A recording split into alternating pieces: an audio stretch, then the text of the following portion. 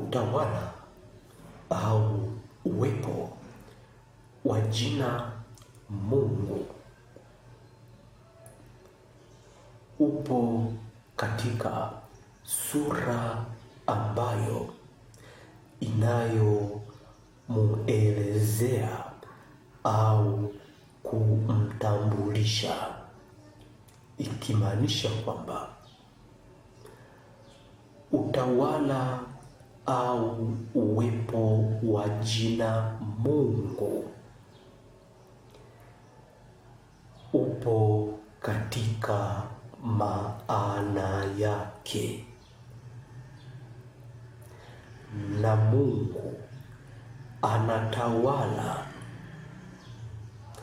au anatenda sawasawa na sura inayomuelezea au inayomtambulisha, ikimaanisha kwamba anatenda sawasawa na maana yake ya jina hilo Mungu. Na huyu ni Andegunyu. Ninazungumza kuhusu Mungu sehemu ya 18. Ndio jina Mungu lipo katika maana yake, na Mungu anatenda sawasawa na maana yake, au Mungu anatawala sawasawa na maana yake, ikimaanisha sawasawa na ile sura inayomtambulisha au inayomuelezea. Na bila shaka Mungu, jina Mungu limetambulishwa au linaelezewa kwa sura ya uumbaji, ikimaanisha kwamba Mungu ni sura ya uumbaji.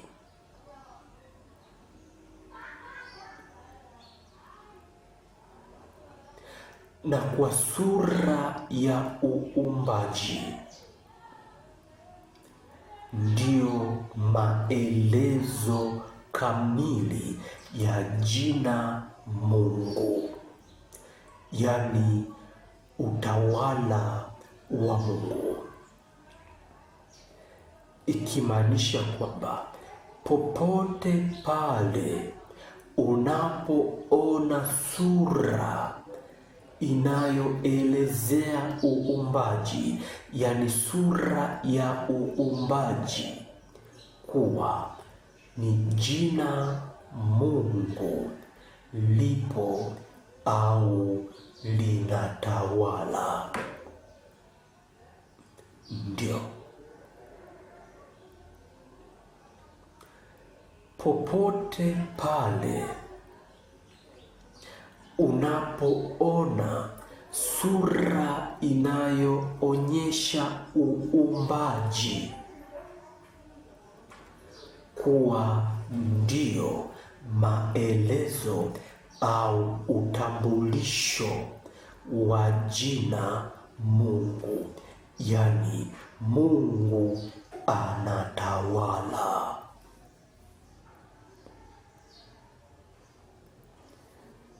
Haijalishi sura hiyo ya uumbaji ipo katika jinsi ipi na jina lipi, bali chochote ambacho ni maelezo, ni muonekano wa sura ya uumbaji, ndio utambulisho wa jina Mungu, ikimaanisha ndio utawala wa jina Mungu, au ndio Mungu anatawala. Ndio sura inayoonyesha uumbaji,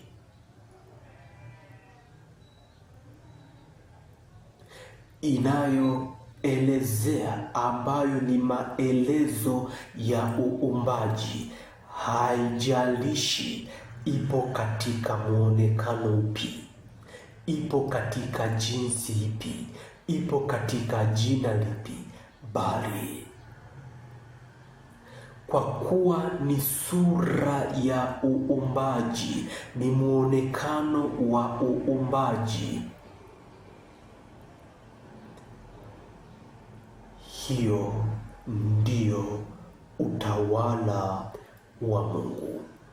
Huo ndio utawala wa jina Mungu. Huo ndio utambulisho wa ufalme au jina Mungu, ikimaanisha sura hiyo ndio Mungu, ndio jina Mungu linatawala. Ndio, haijalishi ni wewe mtu kwa jina hilo ambayo ndio muonekano wa sura ya uumbaji, kwamba jinsi ulivyo hivyo ndio sura ya uumbaji. Kwa jinsi yako wewe mtu, kwa kuonekana ndio sura ya uumbaji, wewe hapo ndio utambulisho au maelezo ya jina Mungu, ikimaanisha ni jina Mungu linatawala. Muonekano ulionao hapo ulipo wewe mtu katika jinsi hiyo na jina hilo, kwamba ni jina Mungu lipo au linatawala, ikimaanisha kwamba ulivyo hivyo ndio Mungu anatawala.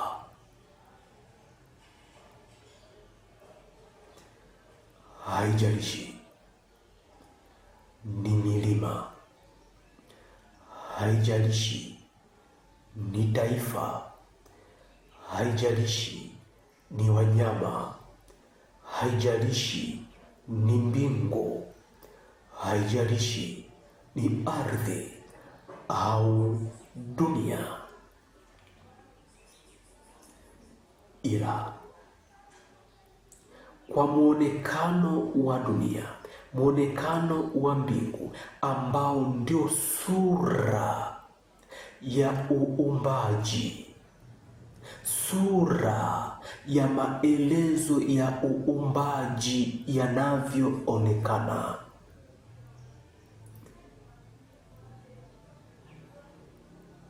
hiyo au huyo ndio utambulisho au maelezo ya jina Mungu, ikimaanisha ni Mungu anatawala au ni Mungu yupo. Kwa hiyo haijalishi uko wapi, haijalishi unaonekana vipi, haijalishi uko vipi, ila katika jinsi ya sura ya muonekano ulionao.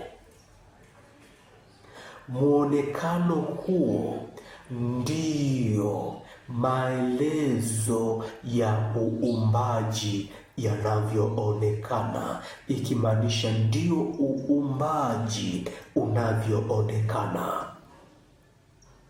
Ndio jinsi ulivyo hivyo katika jina hilo la muonekano huo, ndio uumbaji unavyoonekana.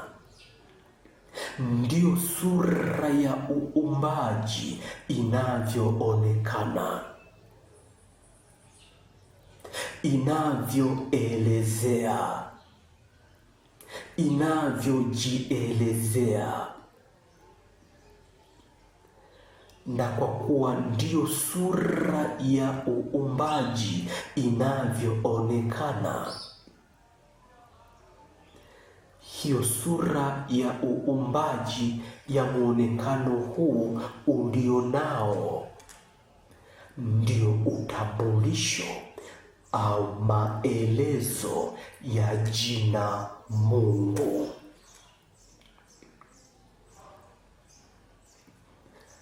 au utawala wa Mungu, uwepo wa Mungu. Ikimaanisha jinsi ulivyo hivyo ndio jina la Mungu.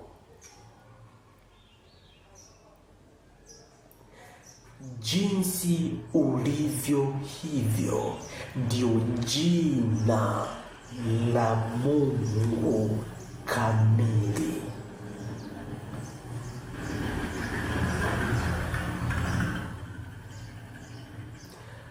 Kama vile ulivyo mwili wako, kwamba kila vile jinsi kiungo cha mwili wako kilivyo ndio mwili kamili.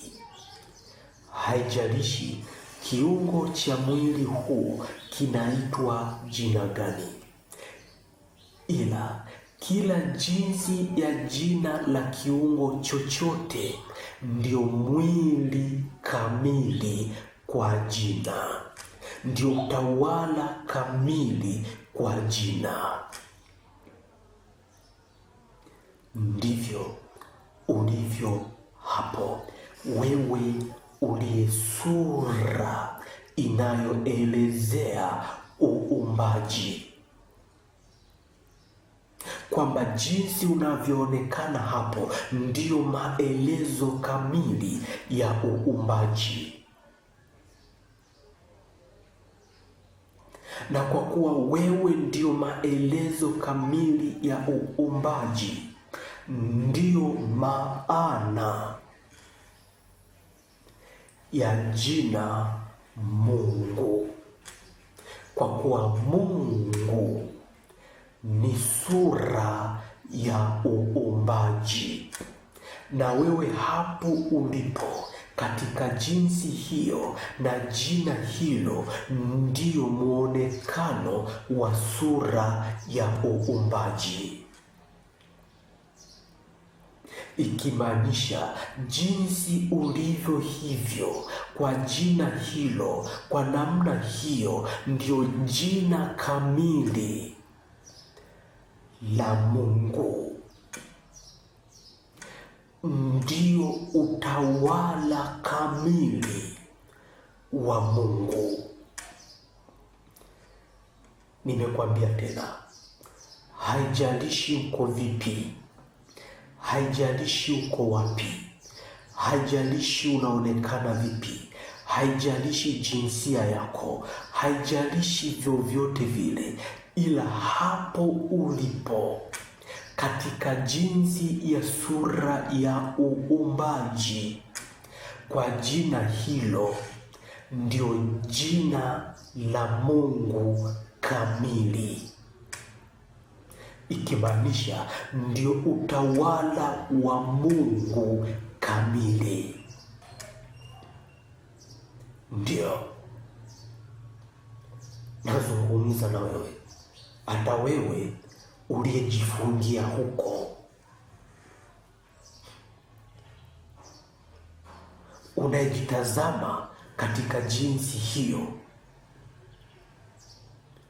uliye jela, uliye hapo hospitalini, uliye mfungwa, uliye popote pale, katika jinsi na jina lolote kwa kuitwa kwako,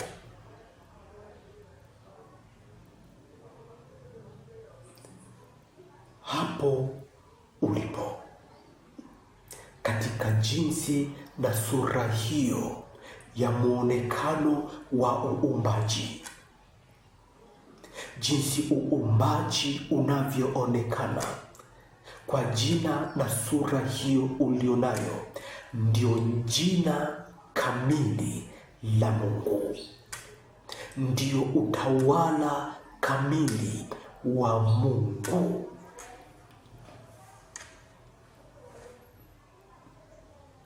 Jitazame tena.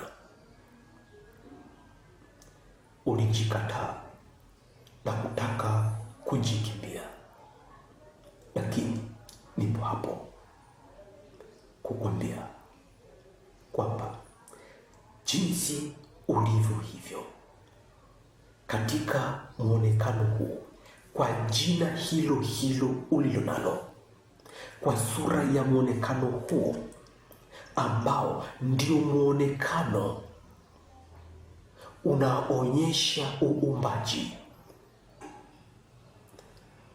ndio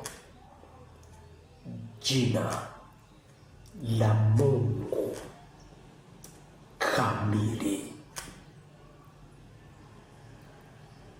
Kama vile mwili wako ulivyo, kiungo chochote unachokishika ndio jina la mwili wako kamili.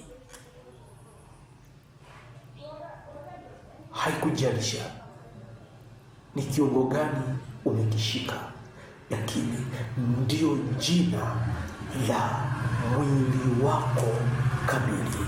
Ndio maana hata nikikwambia hebu ushike mwili wako, popote utakaposhika utakuta umeshika kiungo cha mwili kwa jina lake sawa sawa na sifa yake.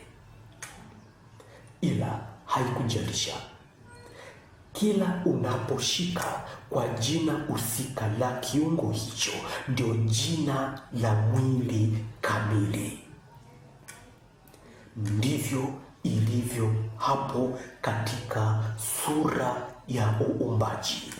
Haijalishi jina lako ni lipi, unaonekana vipi, ila hapo ulipo, katika jinsi na jina ulilonalo, ambao ndio sura ya muonekano wa uumbaji, kwa jina hilo ndio jina la Mungu kamili, ikimaanisha jinsi ulivyo hapo ulipo, katika jinsi na jina hilo ndio jina la Mungu kamili. Anatawala, ndio Mungu kamili yupo au anatawala. Ndio hapo ulipo. Haijalishi ni dini, ni kabila, ni dhehebu, ni wewe, ni kijiji, ni chochote, ni mbingu, ni ardhi, yani popote pale, katika jinsi ya kuonekana katika sura hiyo, kwamba ni kwa jina hilo ni Mungu, ni jina kamili la Mungu. Anatawala au yupo. Na kwa kuwa hapo ulipo ndio jina kamili la Mungu, katika katika jinsi ya muonekano huo. Chochote kile, yoyote yule ameanzia hapo na kuishia hapo. Chochote kile katika jina lolote lile la muonekano wa sura ya uumbaji, ambao ndio maelezo ya sura ya uumbaji, kimeanzia au ameanzia hapo na kuishia hapo katika jinsi na jina lako hilo ambalo ni jina la Mungu kamili.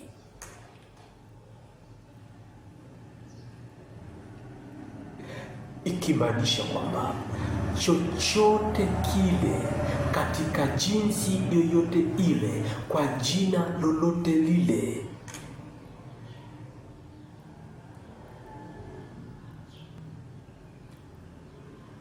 ndio utambulisho wa sura ya jina lako hapo ulipo, hapo katika jinsi na jina la kuitwa kwako, yani jina la kiungu.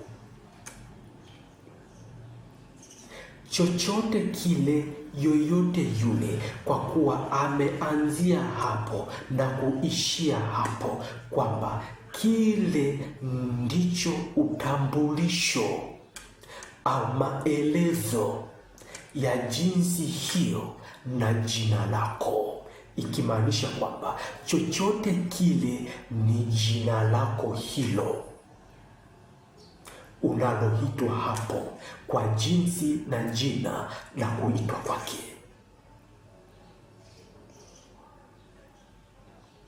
Ndio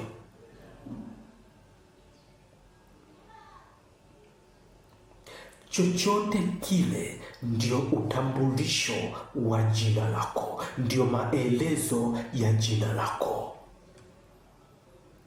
kimaanisha kwamba chochote kile, yoyote yule, ndio jina lako hilo linatawala au linaitwa au ndio lipo.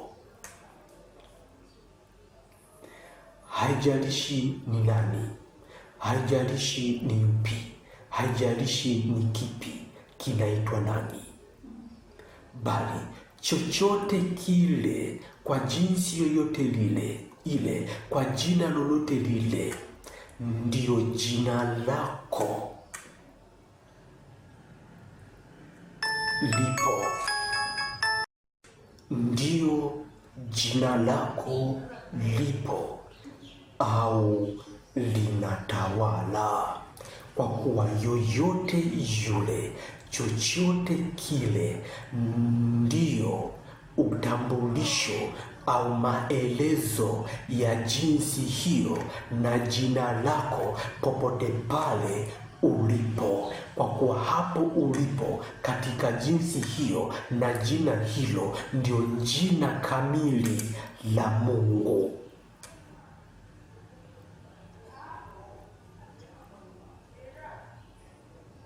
Ndio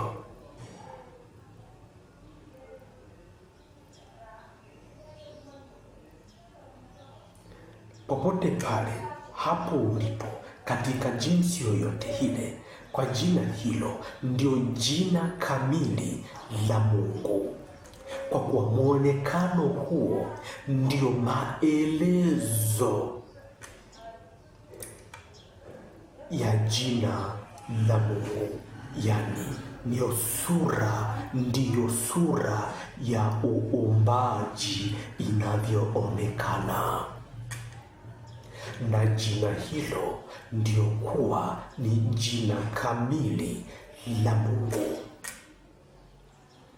Na chochote kile, yoyote yule ameanzia hapo na kuishia hapo katika jinsi hiyo na jina hilo,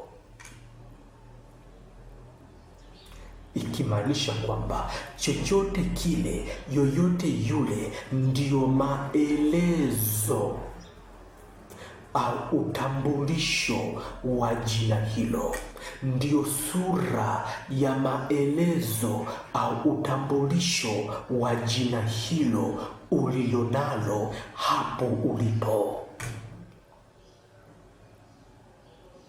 Kama vile tu viungo vyako vya mwili, haijalishi ni wapi utashika, pana kiungo cha mwili kwa jina na sifa yake, ila hicho kiungo ndio jina la mwili kamili.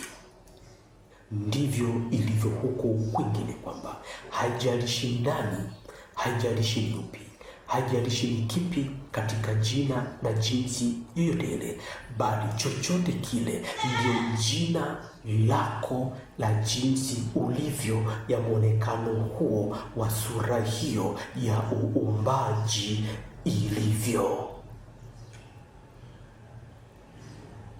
Ndio jina lako kamili lilivyo, ndio jina lako kamili linaitwa. Basi leo hii inaishia hapa sehemu ya 18 inayoitwa kwa somo Mungu. Usikose sehemu ya 19. Pia tazama mafundisho haya katika ukurasa wa YouTube kwa jina la Ndegunyu. Basi popote pale ulipo, pokea Mungu wa sura yako, Mungu wa jina lako, Mungu wa utajiri wako, Mungu wa mafanikio yako, Mungu wa uponyaji wako, Mungu wa muujiza wako, Mungu wa uzao wako, Mungu wa familia yako, Mungu wa uchumba wako, Mungu wa pumziko lako. Popote pale ulipo, ninakupatia Mungu wa jina lako. Popote pale ulipo, wa muujiza wako, wa mafanikio yako, wa utajiri wako, wa kazi yako, wa uzao wako, wa viungo vyako, wa uponyaji wako, wa uhuru wako, wa amani yako, pokea popote pale ulipo Mungu wa sura yako, Mungu wa uponyaji wako yuko hapo ulipo. Nimemwachilia, yuko pamoja na wewe. Pokea na kwa hapo ulipo.